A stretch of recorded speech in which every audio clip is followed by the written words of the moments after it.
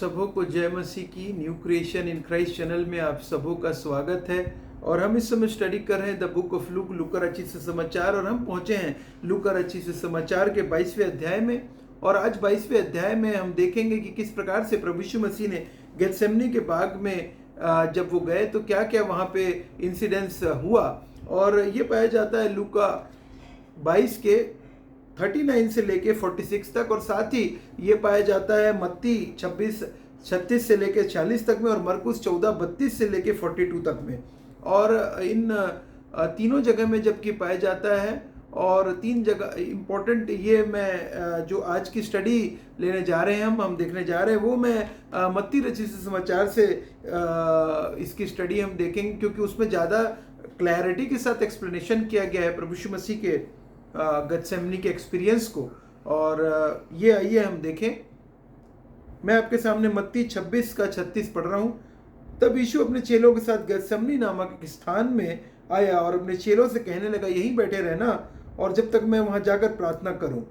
और यीशु मसीह और उसके चेले, जब यीशु मसीह ने लास्ट सपर में प्रभु भोज की स्थापना जब करी, जब हम जानते हैं यीशु मसीह ने अपने चेलों के साथ बैठकर फसह खाया, और उस बीच में जब फसह खाया उसके पहले हम जानते हैं यीशु मसीह ने अपने चेलों के पैरों को धोया और पोंछा, और साथ ही अपने चेलों को ये भी बताया कि महान कौन है। महान वो है जो सबसे छोटा है, जो सेवा करता है वो सबसे बड़ा है। और महानता के विषय में भी यीशु मसीह ने उनसे बातचीत करी। और अब जबकि यीशु मसीह ने उनको ये पहले से ही बता चुका था कि ऑलरेडी कि मेरा जो है वो जाना बहुत निकट है, इस पृथ्वी को संसार को छोड़कर जो जाना है वो निश्चित है, और ये होके रहेगा, क्योंकि परमेश्वर ने ये सारी भविष्यवाणी हुई है। और भविष्यवाणी को पूरी करने के लिए प्रभु यीशु मसीह इस पृथ्वी पर आए थे, और मनुष्यों को जीवन बचाने के लिए प्रभु यीशु मसीह का जन्म हुआ था।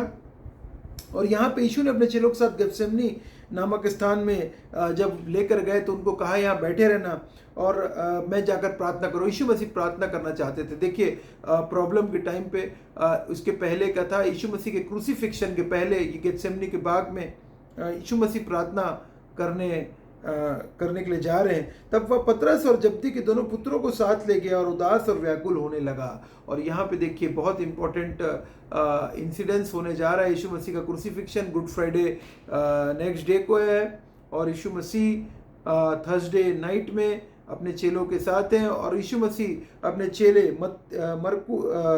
चेले जो इम्पोर्टेंट पतरस, याकूब और यूहन्ना, ये तीन जो थे यीशु मसीह के साथ प्रेजेंट थे जब यीशु मसीह ने बातचीत करी थी मूसा के साथ में।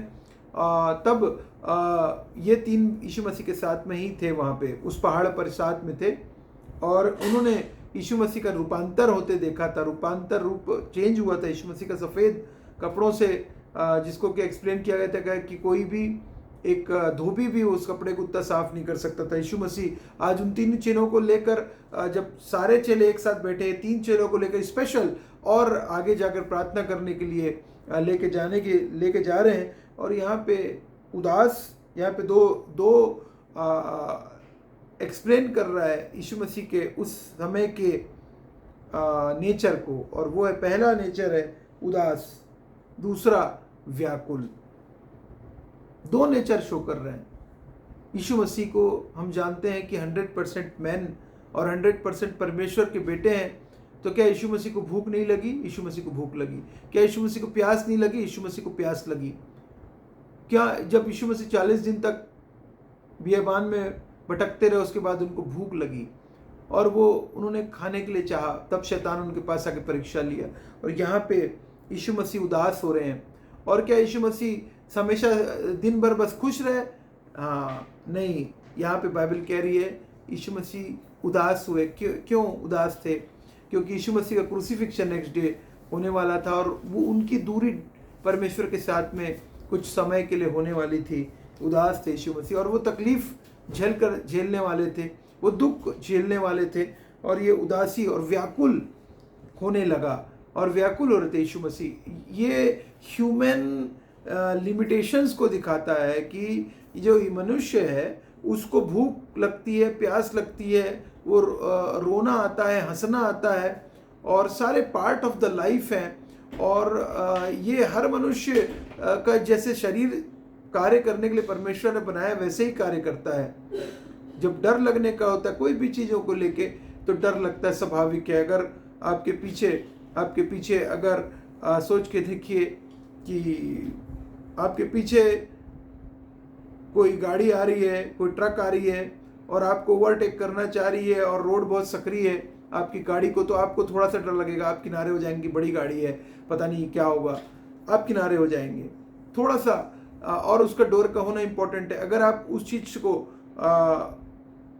कंसीडर ना करते हुए उसका जगह रोकने की कोशिश करेंगे तो हो सकता है वो आपको एक्सीडेंट, टक्कर मार दे। और बड़ी गाड़ी जब छोटी गाड़ी को टक्कर मारेगी तो छोटी गाड़ी ही डिस्ट्रॉय होगी, बड़ी ट्रक को तो कोई फर्क नहीं पड़ने वाला। इसीलिए स्वाभाविक है कुछ चीज़ें इंपॉर्टेंट। अगर आपके पीछे कोई डॉग दौड़ रहा है, कोई कुत्ता दौड़ रहा है, तो आप क्या करेंगे? आप भागेंगे, आप भाग के जाएंगे, बचने का प्रयास करेंगे। ठीक उसी प्रकार से यहाँ पे भी यीशु मसीह को उदास हैं, व्याकुल है, उनको घबराहट है, मन में घबराहट है। और आगे एक वचन कह रहा है, तब उसने उनसे कहा, मेरा जी बहुत उदास है, यहाँ तक कि मेरा प्राण निकला जा रहा है, तुम यहीं ठहरो और मेरे साथ जागते रहो। यीशु मसीह कह रहे हैं उदास हैं और उनको दुख तकलीफ में है, यहीं ठहरो और मेरे साथ जागते रहो। और यीशु मसीह अपने चेलों को बोल रहे, मेरे साथ रहो ना, यहाँ रहो ना, जागते रहो मेरे साथ, बस आज मेरे साथ जागते रहो। I need your company, I need your fellowship, I need your company. यीशु मसीह जो संसार के रचयिता हैं, वो अपने चेलों को अपने चेलों को कह रहे हैं, आई need your company, I need your fellowship, मेरे को अभी आवश्यकता है। ये हमारे लिए बहुत इंपॉर्टेंट है। एज अ मसीही, यीशु मसीह ने को भी आवश्यकता पड़ी अपने ऐसे चेलों की, तीन स्पेशली जो कोर ग्रुप हम बोलते हैं, पतरस, याकूब, यूहन्ना, ये तीन चेलों की आवश्यकता पड़ी कि वो उनके साथ जागते रहें। आवश्यकता पड़ी कि उनके साथ बैठें, उनके लिए प्रार्थना करें, उनसे बातचीत करें, क्योंकि यीशु मसीह का जो जाना था वो नेक्स्ट डे था, जाना और क्रूसिफिक्शन का टाइम था और ये सारी वेदना झेलनी थी। इसके पहले यीशु मसीह को पता था ये वेदना झेलनी है और इसीलिए वो व्याकुल थे। और यहाँ पे जानते हैं यीशु मसीह कह रहे जागते रहो, लेकिन वो चेले नहीं जाग सके। आगे देखेंगे बाइबल में कि चेलों को जागने बोला था यीशु मसीह ने, लेकिन वो तो जाग ही नहीं रहे थे, वो तो सो गए थे, बार बार सो गए जाके। और फिर वह थोड़ा और आगे बढ़कर मुंह के बल गिरा और यह प्रार्थना की कि हे पिता, यदि हो सके तो एक कटोरा मुझसे टल जाए, जैसा तो अभी जैसा मैं चाहता हूँ वैसा नहीं, परंतु जैसा तू चाहता है वैसा ही हो। और यीशु मसीह यहाँ पे फिर से प्रार्थना कर रहे हैं और प्रार्थना में यीशु मसीह ये कह रहे हैं कि ये कटोरा टल जाए, और ये कटोरा टल जाए जैसे, परंतु ये कटोरा टल जाए इट मीन्स कि जो दुख और तकलीफ यीशु मसीह झेलने पर है वो झेलने की आवश्यकता ना पड़े। लेकिन यीशु मसीह ने एक बात और आगे इंपॉर्टेंट कह दी, जैसा मैं चाहता हूँ वैसा नहीं, परंतु जैसा तू चाहता है वैसा ही हो, जैसा तू चाहता है वैसा ही हो। हम भी अपनी प्रार्थना में पहले इंपॉर्टेंट है आपको जो नीड है आपके, आप बोल दीजिए परमेश्वर को, आपके जो मन में है वो बोलिए परमेश्वर को। जो आपके साथ प्रॉब्लम चल रहा है आप बताएं, डिस्कस करें, बताएं परमेश्वर को, अपनी समस्या बताएं, अपनी प्रॉब्लम बताएं। लेकिन अंतिम में ये जरूर आप परमेश्वर को बोले, परमेश्वर जैसा मैं चाहता हूँ वैसा नहीं, परंतु जैसा तू चाहता है वैसा पूरा हो। क्योंकि हम जानते हैं कि परमेश्वर जो रास्ता निकालते हैं, कभी बुरा रास्ता आपके मेरे लिए निकालते हैं। परमेश्वर को ये रास्ता ही निकाला था कि प्रभु यीशु मसीह को दुख उठा के, क्लेश उठाकर, बेइज्जती सहकर, जिल्लत सहकर, तकलीफ उठाकर, हाथों में दुख, हाथों में कीले ठुकवाकर, निश्चित है मानव जाति के लिए अपने प्राणों को त्यागना। और मानव जाति के लिए अगर ये प्राण यीशु मसीह नहीं त्यागते, ये प्राण को अगर यीशु मसीह नहीं त्यागते, तो शायद यीशु मसीह नहीं त्यागने के द्वारा मनुष्यों को पापों से छुटकारा शायद नहीं मिल पाता। और इसीलिए ये इम्पोर्टेंट था कि यीशु मसीह इन समस्या से, इस परेशानी से, इन दिक्कतों से होकर आगे बढ़े। और यहाँ पे वचन कह रहा है, जैसा मैं चाहता हूँ वैसा नहीं, परंतु जैसा तू चाहता है वैसा ही हो। और यीशु मसीह प्रार्थना कर रहे हैं, और यीशु मसीह के प्रार्थना में ये बहुत महत्वपूर्ण है कि परमेश्वर को प्रेफरेंस दे रहे हैं, परमेश्वर को प्राथमिकता दे रहे हैं, उसकी इच्छा को प्रायोरिटी दे रहे हैं, अपनी इच्छा को नहीं। प्रेयर आप कर सकते हैं, लेकिन परमेश्वर की इच्छा पूरी होना इज मोर इम्पोर्टेंट देन हमारे प्रार्थना से परमेश्वर की जो इच्छा योजना है वो पूरा होना ज़्यादा जरूरी है, क्योंकि उसको पता है कि फ्यूचर क्या है। उसको पता है फ्यूचर, आपको और मेरे को अपना फ्यूचर नहीं पता, लेकिन परमेश्वर हमारा फ्यूचर जानते हैं। और यहाँ पे वचन कह रहे, फिर उसने अपने चेलों के पास आकर उन्हें सोते पैरों उनसे कहा, क्या तुम मेरे साथ एक बड़ी भी घड़ी भी न जाग सके? और यहाँ पे देखिए चेले सो गए। चेलों के शरीर ने उनको धोखा दे दिया। कैसे धोखा दे दिया? नींद ने धोखा दे दिया। हमारे जीवन में भी याद रखिएगा, शरीर की अभिलाषा, आंखों की अभिलाषा, जीविका का घमंड जो है वो मनुष्यों को जो है वो बर्बादी के रास्ते पर लेके जाता है। शरीर क्या बोलता है? शरीर डिमांड कर रहा है नींद यहाँ पे, और उनकी शरीर डिमांड नीड कर रहा है, और वो यीशु मसीह के साथ जाग नहीं सक रहे हैं चेले। और यीशु मसीह चाहते हैं कि वो जागें, लेकिन चेलों के ऊपर हावी क्या है? नींद। आपके और मेरे ऊपर हावी क्या है? भूख। हमको भूख लगे, हमको खाना चाहिए कैसे भी करके, हमारे ऊपर हावी है, क्योंकि शरीर को डिमांड है। हमारी नीड क्या है? हमारी बेसिक नीड है जो जॉब, हमारी बेसिक नीड है बिजनेस हो या पैसे या रोटी कपड़ा मकान। आपकी बेसिक नीड है रोटी कपड़ा मकान। और अच्छी बात है कि आप मेहनत करते हैं, मजदूरी करते हैं, आप वर्क करते हैं, क्योंकि परमेश्वर ने वर्क का ही मैंडेट दे के रखा है समस्त मानव जाति को। काहे का वर्क का मैंडेट दिया कि फॉलो और सारी पृथ्वी पे फैल जाओ। और साथ ही ये इसीलिए पृथ्वी दी, उसमें वर्क करने के लिए परमेश्वर ने आदम और हवा को भेजा था, वर्क करने के लिए पृथ्वी पर। फिर उसने चेलों से आकर उन्हें सोते पाए, जागते रहो। और उसके बाद यीशु मसीह कहते हैं जागते रहो, जागते रहो। और यीशु मसीह कह रहे हैं जागते रहो। आपके और मेरे लिए आज ये बात है, जागते रहो। किससे जागते रहो? किसलिए, क्यों जागते रहो? इसलिए जागते रहो क्योंकि प्रभु यीशु मसीह चाहते हैं कि हम लोग शैतान के फंदे से, शैतान के प्रलोभन से, लालच से, लोभ से बचे रहें। परमेश्वर चाहते हैं कि हम जागते रहें। किस लिए? परमेश्वर के लिए जागते रहें, अवेकन रहें। इसका लिटरल मीनिंग ये नहीं कि हम 8 घंटे की नींद ना लें। आप जरूर 8 घंटे की नींद लें, क्योंकि परमेश्वर ने एक ये अहम पार्ट है, लेकिन इम्पोर्टेंस यहाँ पे ये है कि परमेश्वर से ऊपर नींद नहीं है। परमेश्वर ऊपर है, नींद सेकेंडरी है। परमेश्वर ऊपर है, भूख सेकेंडरी है। परमेश्वर को प्राथमिकता अगर है तो बाकी सब चीज़ें सेकेंडरी हैं। If God is my priority, everything else will be secondary. और यहाँ पे चेलों को भी, पतरस, याकूब, यूहन्ना को के लिए प्रायोरिटी प्रभु यीशु मसीह होनी चाहिए थी उस समय, जब वो कह रहे हैं कि मेरे को तुम्हारी आवश्यकता है। वो लोग नींद में हैं, जमाई ले रहे होंगे, शायद ऊँग रहे होंगे, झपकी ले रहे होंगे। और आगे कहता है प्रार्थना करते रहो कि तुम परीक्षा में ना पड़ो। और दूसरी महत्वपूर्ण बात, फिर से यीशु मसीह इंपॉर्टेंस बता रहे हैं प्रार्थना की, प्रेयर की इंपॉर्टेंस को बता रहे हैं, प्रेयर की इंपॉर्टेंस को अपने चेलों को समझा रहे हैं।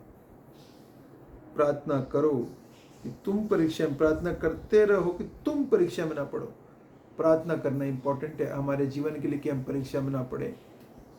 चोरी, तमाम प्रकार की बीमारी, खतरों, मुसीबतों से, एक्सीडेंटों से, तमाम प्रकार की बुराइयों से, तमाम प्रकार के बैड एडिक्शंस से, चाहे वो सिगरेट, शराब, चाहे ड्रग्स क्यों ना हो, चाहे वो प्रोनोग्राफी क्यों ना हो, चाहे वो पूरे शॉर्ट्स और रील्स क्यों ना हो, सबसे बचाने का कार्य परमेश्वर की सामर्थ्य के द्वारा बच सकते हैं। परीक्षा, यही परीक्षा है। और परीक्षा में क्या करते हैं? गिर पड़ते हैं। यहाँ पे कि परीक्षा में ना पढ़ो लिखा है, हम लोग गिर पड़ते हैं, परीक्षा के आगे घुटने टेक देते हैं। लेकिन परमेश्वर हमें बोल रहे हैं, यीशु मसीह कह रहे हैं, प्रार्थना करने से हम लोग बच सकते हैं, प्रार्थना करने से हमारा बचाव होता है। और आगे कहते हैं तुम परीक्षा में ना पढ़ो, प्रार्थना करते रहो कि तुम परीक्षा में ना पढ़ो। क्या हम प्रार्थना कर रहे हैं? कितना समय हम प्रार्थना में व्यतीत कर रहे हैं? कब हम प्रार्थना करते हैं? कितने बार दिन में हम प्रार्थना करते हैं? कितने मिनट हम प्रार्थना करते हैं? और किस के लिए प्रार्थना करते हैं? कौन कौन से विषयों के लिए प्रार्थना करते हैं? बहुत महत्वपूर्ण है, हम सोचें इस विषय में। और यीशु मसीह कह रहे हैं आत्मा तो तैयार है परंतु शरीर दुर्बल है। और यीशु मसीह के तो आत्मा तो बिल्कुल तैयार थी, रेडी थी, शरीर, लेकिन शरीर में यहाँ पे यीशु मसीह उदासीनता और व्याकुलता को महसूस कर रहे हैं ना। शरीर में भूख को आप और मैं महसूस करते हैं ना, शरीर में हम तक दुख तकलीफ को महसूस करते हैं ना। यीशु मसीह कह रहे हैं आत्मा तो तैयार है परंतु शरीर दुर्बल है।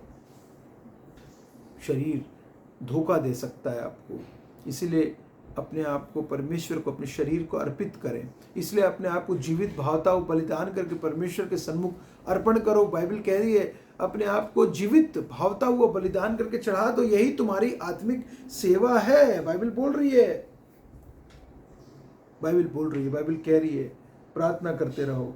आत्मा तैयार है, शरीर दुर्बल है। शरीर के ऊपर मन ना लगाओ।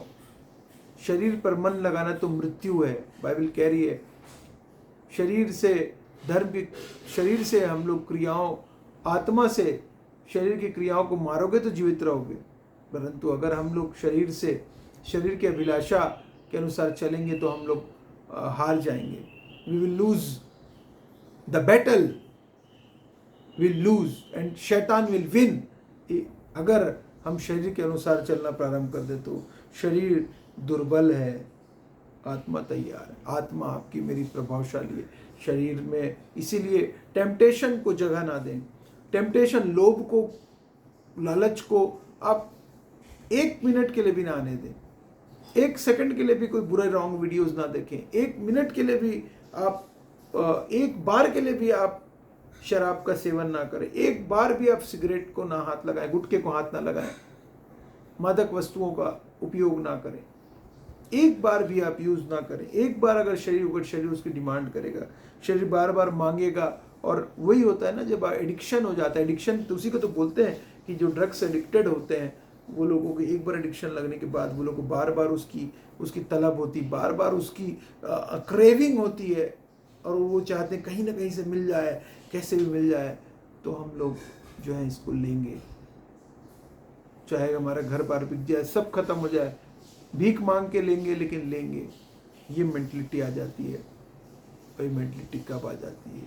तब आ जाती है मेंटलिटी जब हम शरीर के अनुसार शरीर की सुनना प्रारंभ कर देते हैं। शरीर के अनुसार, शरीर में ही हमको बुरा लगता है, शरीर में हम अपने ईगो को बड़ा कर लेते हैं, घमंड करते हैं, शरीर में ही घमंड होता है, द्वेष होता है, ईर्ष्या होती है, जलन होती है, व्यभिचार होता है। शरीर की अभिलाषा जोड़ के देख सकते हैं हम उसको। जो मनुष्य के अंदर से निकलती वही उसे अशुद्ध करती है। और आगे कह रहा है, फिर दूसरी बार जाकर प्रार्थना की, पिता यदि वह मेरे पिए बिना नहीं हट सकता तो तेरी इच्छा पूरी। दूसरी बार फिर यीशु मसीह प्रार्थना कर रहे हैं। तब उसने आकर उन्हें फिर सोते पाया, क्योंकि उनकी आंखें नींद से भरी थी। और तीसरे बार भी यीशु मसीह देख रहे हैं चेले फिर तीसरी बार भी सो रहे हैं। वही चेले सो रहे हैं।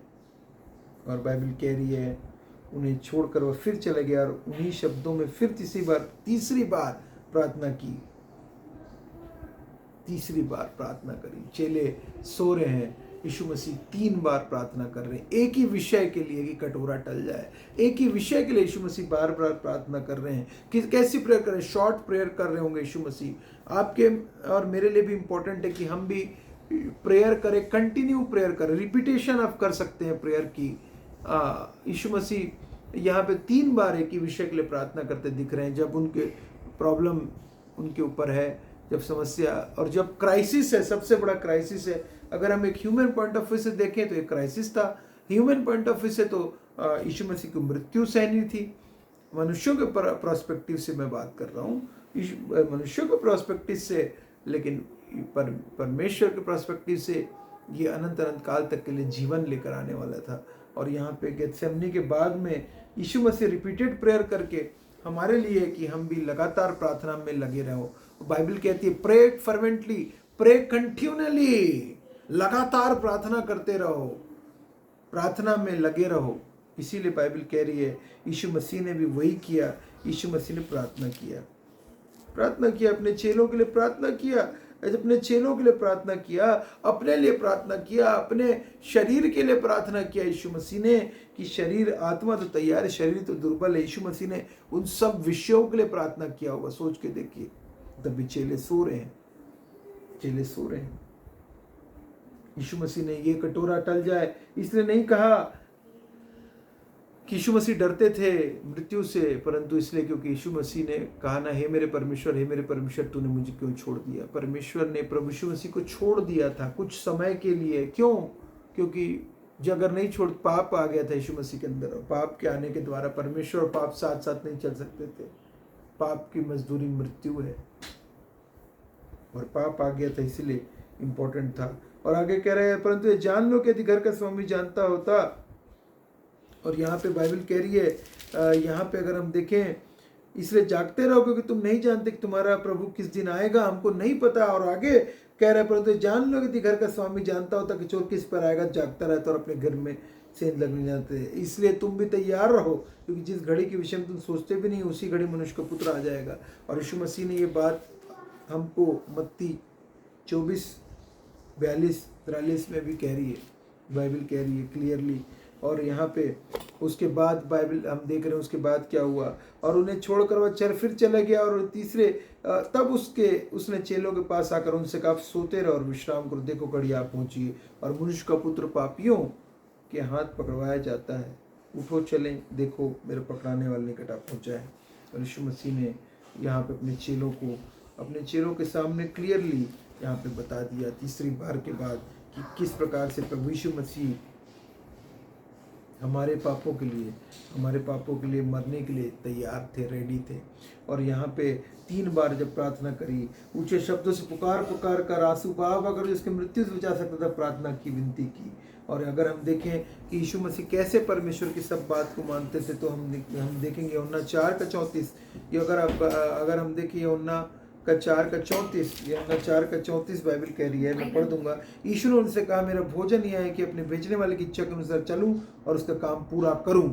और यीशु मसीह ने क्लियरली 4:34 में कहा, परमेश्वर की इच्छा को पहले प्रायोरिटी माना, पहले काम पूरा करूं। क्या आपको जो काम कंप्लीट करने के लिए परमेश्वर ने दिया, क्या आप करते हैं? क्या उस काम को कंप्लीट किया है आपने? और बाइबल कहती है 5:30 में, और 5:30 में फिर से देखिए 5, मैं अपने आप से कुछ नहीं कर सकता, जैसा सुनता हूँ वैसा न्याय करता हूँ, और मेरा न्याय सच्चा है, क्योंकि मैं अपनी इच्छा नहीं परंतु अपने भेजने वाले की इच्छा चाहता हूँ, अपने भेजने वाले की इच्छा पूरी करना चाहता हूँ, यीशु मसीह कह रहे हैं। और अगर आप 6:38 में भी देखेंगे, यूहन्ना 6:38 में, यूहन्ना 6:38 आप निकाल लेंगे, 38 में कहता है, क्योंकि मैं अपनी इच्छा नहीं पर अपने भेजने वाले की इच्छा पूरी करने के लिए स्वर्ग से उतरा हूँ। बाइबल कह रही है स्वर्ग से उतरा हूँ। प्रभु यीशु मसीह परमेश्वर की इच्छा पूरी करने के लिए स्वर्ग से उतरे थे, परमेश्वर ने का विल को फॉलो करने के लिए, उनकी योजना को, बड़ी योजना को पूरी करने के लिए। ये गेत्सेमनी का बाग तो जस्ट शुरुआत था, इट्स जस्ट द स्टार्टिंग। यीशु मसीह के उस एगोनी की, तकलीफ की, दुख की, और शरीर के अंदर तमाम प्रकार के दर्द की, तो केवल ये शुरू, गेत्सेमनी का बाग इज द स्टार्टिंग पॉइंट, जहाँ पे प्रभु यीशु मसीह को का जो सताव है वो प्रारंभ हुआ। सताव का प्रारंभ गेत्सेमनी का बाग शो करता है, सताव के प्रारंभ को शो करता है। प्रभु यीशु मसीह के डिपेंडेंस को परमेश्वर के ऊपर, प्रार्थना के विषय को, जयवंत प्रार्थना कर यीशु मसीह ने, देखिए इंपॉर्टेंट था, यीशु मसीह ने स्ट्रेंथ हासिल करी थी। कहाँ पे? गेत्सेमनी के बाग में। उसी बाग में यीशु मसीह जहाँ पे वीकनेस को शो कर रहे हैं, वहीं स्ट्रेंथ को प्राप्त किया था। हमको लग रहा है कि यीशु मसीह वीक होकर बार बार प्रार्थना करते, नहीं, ये भी आप इसका प्रोस्पेक्टिव निकालिए कि 3 बार जब यीशु मसीह ने प्रार्थना करी, तैयार हो रहे थे, प्रिपेयर हो रहे थे, कल दूसरे डे के लिए स्ट्रेंथ की प्रार्थना गेत्सेमनी के बाग से यीशु मसीह कर रहे थे। गेत्सेमनी के बाग में पावरफुल बन रहे थे यीशु मसीह, और पावर पा रहे थे गेत्सेमनी के बाग के अंदर यीशु मसीह। किस रूप में? प्रेयर के द्वारा, प्रार्थना करने के द्वारा यीशु मसीह और प्रिपेयर हो रहे थे, तैयार हो रहे थे। और जब हम प्रार्थना करते हैं, हम भी तैयार होते हैं, प्रिपेयर रहते हैं against all kinds of odds, कैसे भी ऑड्स क्यों ना जाए। जब हम प्रार्थना करते हैं, हम प्रिपेयर हो जाते हैं। परमेश्वर प्रिपेयर करता है, परमेश्वर रास्ता निकालता है, परमेश्वर हमारे लिए मदद भेजते हैं, परमेश्वर हमको असंभव को संभव तभी करते हैं। और वह संभव जो था, कैसे मानव जाति बचेगी, संभव को संभव परमेश्वर ने किया। प्रभु यीशु मसीह के मारे जाने, गाड़े जाने और जी उठने के द्वारा हम सबों को शिफा मिली, हम सबों को जीवन दान मिला, अनंत काल का जीवन प्रभु यीशु मसीह के जी उठने के द्वारा। सारे विश्वासी आज ये विश्वास के साथ में जो कोई इस पर विश्वास करे वो नाश न परंतु अनंत जीवन पाए। अनंत जीवन का दान सारे विश्वासियों को मिल गया और हम आज़ाद हो गए, हम फ्री हो गए, फ्रीडम हमें मिल गया। प्रभु यीशु मसीह में सच्ची आज़ादी हमने प्राप्त करी, और उसकी शुरुआत इस गेत्सेमनी के बाग से, गेत्सेमनी की बाग की प्रार्थना के साथ में उसकी शुरुआत करके प्रभु यीशु मसीह ने हम सबों को अपनी ओर अपनी ओर बुलाया, और इम्पोर्टेंस को शो किया। प्रार्थना को सबसे टॉप प्रायोरिटी, सबसे लास्ट थिंग जो यीशु मसीह कर रहे हैं यहाँ पे, प्रार्थना कर अपने चेलों के साथ फेलोशिप कर रहे हैं, प्रार्थना कर रहे हैं, लास्ट थिंग बिफोर क्रूसिफिक्शन। और उसके बाद यीशु मसीह पकड़वा लिए गए, और पकड़वाने के बाद हम आगे सब जानते हैं क्या हुआ यीशु मसीह के साथ। आइए हम भी अपने आप को ये कमिटमेंट लें कि प्रभु, मैं शरीर के अनुसार नहीं चलूंगा, लेकिन आत्मा के चलाए चलूंगा। आत्मा से देह की क्रियाओं को मारोगे तो जीवित रहोगे, बाइबल कहती है पहला कुरिन्थियों में। देह की क्रियाओं को मारिए। देह की क्रियाएं हमारे अंदर की बुराइयों को, अपने अंदर की बुराइयों को सरेंडर कर दे, परमेश्वर के हाथों में सौंप दें, वो चलाएंगे, लेके चलेंगे। प्रार्थना करें, पहला स्थान प्रार्थना को दें, और निश्चित रूप से प्रभु यीशु मसीह जिस प्रकार से विजयी हुए क्रूस के ऊपर, आप और मैं भी विजयी हुए यीशु मसीह के साथ अनंत काल तक के लिए। आप सबको परमेश्वर बहुत ऐसे आशीष दे। जय मसीह की।